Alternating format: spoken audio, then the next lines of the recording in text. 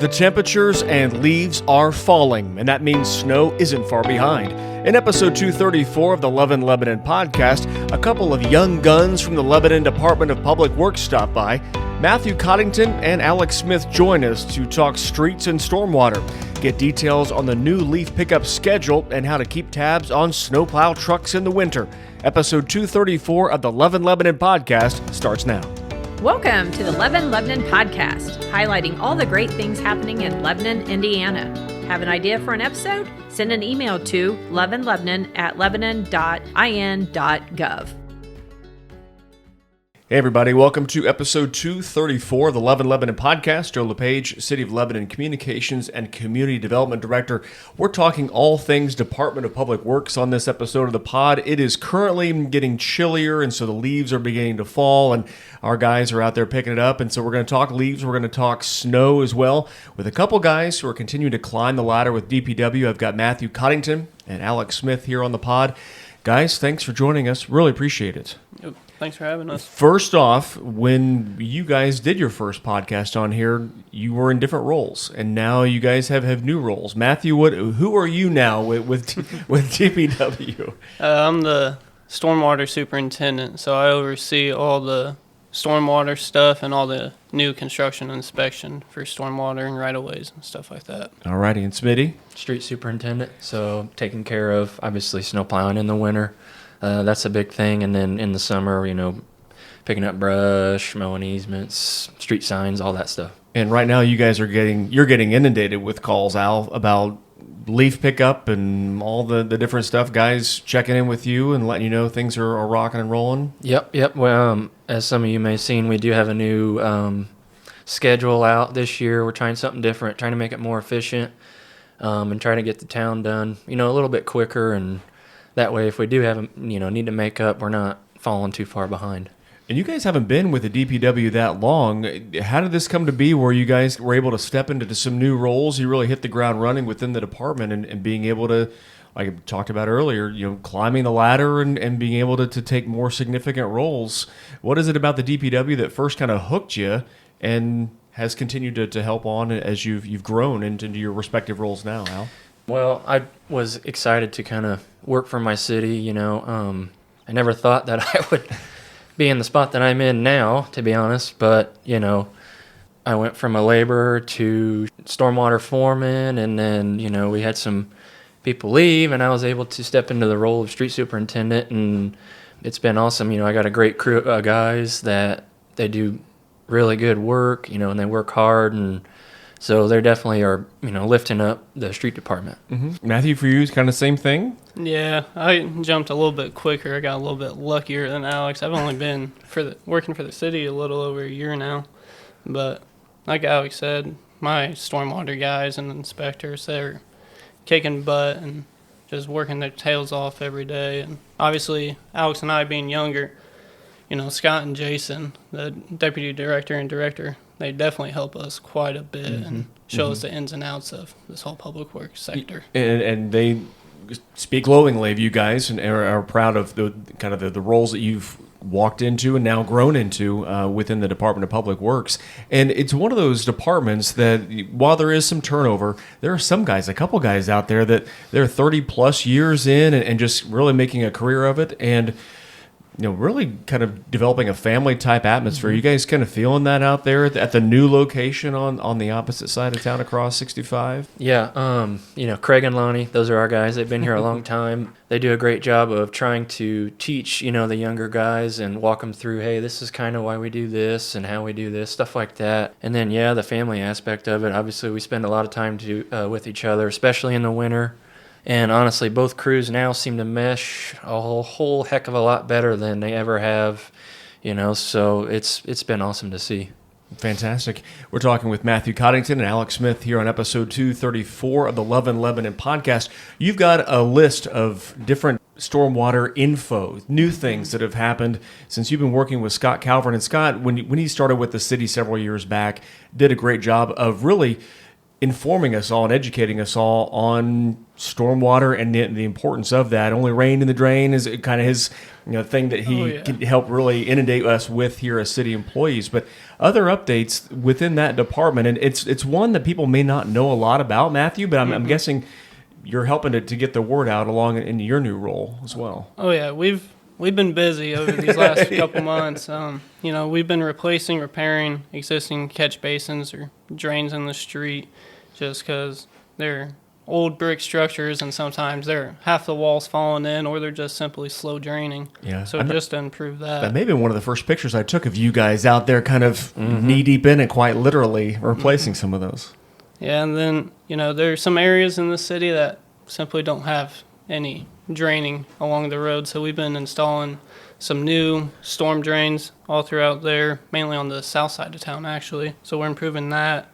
Then just the obvious of inspecting new construction, all the stormwater and all the construction that's going in, inspecting outfalls, creek side, making sure the creek's not getting polluted. Gotcha. And if we find something, we have to go back each manhole, popping it up, and find the source of the problem. Mm-hmm. And Scott did a great job initially when he first came on with the city of sharing pictures of things that weren't correct, that were taking place within our community, and then kind of helping to crack the whip on some of that new development of, no, you're not going to dump these things in our drain, that type of stuff. And so it's been great to have him kind of pass that baton, so to speak, with you and being able to help you get excited about that as well. People may be ready and raking right now with all the leaves falling, guys. You mentioned, Alex, about the new schedule. If you can kind of put into terms and kind of quantify it, we were talking thousands of pounds of leaves that are picked up on a daily basis by the crews. It's really kind of keeping you busy, I guess you could really say, and put it lightly, right? Yeah, I mean, when we're in the heat of leaf season, we'll have 4 total machines out, and they'll be dumping 2 times a day. Heck, my first year doing leaves, there's some times where we dump 3 times a day. So, I mean, each year we total up at the end of the season how many leaves we pick up, and I think we were well over 1 million pounds of leaves last year. So, and before we hit record, you were telling me that each truckload is roughly 40,000 pounds of leaves, and those suckers are heavy. Yeah. I mean, it's crazy. So you got 4 trucks, and you're dumping a couple times per day. I mean, then we can do the math, and that really adds up, and that's significant stuff. Mm-hmm. Yeah. Something too for thinking about leaves. If you could, try not to park your cars on your leaf piles. Try to keep your brush off the leaf piles. Is that a bad thing? Yeah. Try to keep your brush off the leaf piles. We aren't picking up brush anymore this season. We are done, but, limbs do fall. So, but yeah, if you could keep those separate, that way we don't have to miss your pile. That way you can get it picked up first time. That way we don't have to come back. Mm-hmm. And people may be asking, what do you do with the leaves? I mean, so we take them out to Lamb's Farms, and then they turn them into compost, I believe. So, yeah, they use all that, compost it, and then they send it out wherever they send it to. Gotcha. And more than 1 million pounds. I remember last year when that number was shared, it was kind of one of those eye poppers. Yep. Like, whoa, wait a minute. Yeah. And we know that the leaf season, everybody's gonna be raking them out to the road and being able to have you guys pick them up, brush free, car free, all that. But it won't be long before the snow will be falling, and that's the different four letter S word that is used within the department within our city. But just like last year, there was tracking software that was used, and so people would call into the mayor's office here. I'm sure you guys were inundated as well. The guys haven't hit my street, or when they coming down my street, that type of thing. There's now technology in place and continuing that will track the trucks that are out. Yep. There's a snowplow tracker. I believe it's on the city website now, so you guys can go on there and see, where the guys are at and see, hey, if they have made it, or if they haven't, hey, where are they at? Maybe they'll get me next. And then they can check it out. And one thing to keep in mind, and it is right on the city's page, everybody, right on the homepage, you can click on it. That's not real time, just for the safety of drivers and things along those lines. It is a little bit behind, and so chances are, if you look, it's already happened. Just so everyone's aware, we keep the drivers safe along the process. The last thing to kind of talk to you guys about, and you kind of touched on it at the beginning, guys, about just this is your hometown, and for some of us like me, Lebanon wasn't where we grew up, but it is the place that we call home now. For you guys growing up, how cool is it? We were talking before we hit record. Everybody, both of these young men are helping to mold young athletic minds and bodies in the sports realm. But how important is it for you guys to kind of be here, growing up here, raising a family here, Matthew, and being able to kind of be here and keep home here and being able to serve it as well? Oh, that's definitely probably the biggest draw to working for the city. I love this.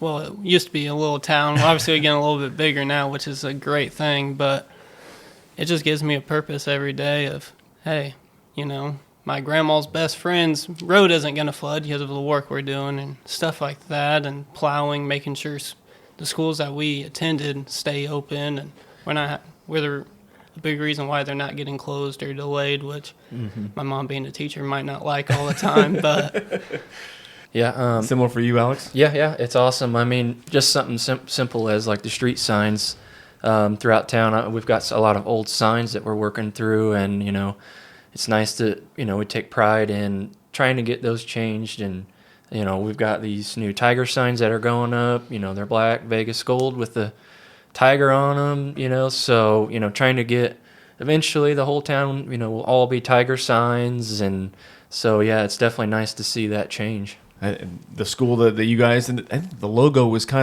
was it unveiled during your time in school, high school, middle school, something like that? Yep. So that's kind of carried on and springboarded and caught on here throughout our community. Yep. I appreciate that. I appreciate you guys for joining us here on the podcast. Good luck with the leaves and the stormwater and the snow and all of it. Appreciate you guys. thank you.